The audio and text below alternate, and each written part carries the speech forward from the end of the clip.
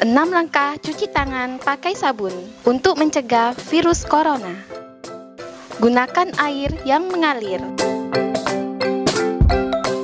Basahi tangan, gosok sabun pada telapak tangan, kemudian usap dan gosok kedua telapak tangan dengan lembut dengan arah memutar.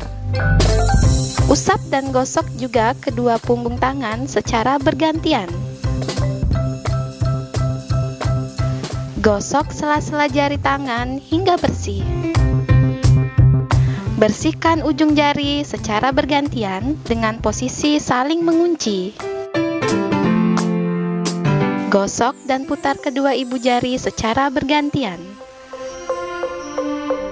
Letakkan ujung jari ke telapak tangan, kemudian gosok perlahan, bilas dengan air bersih dan keringkan. Informasi ini disampaikan oleh Bako Humas Dinas Kominfo Kota Palembang.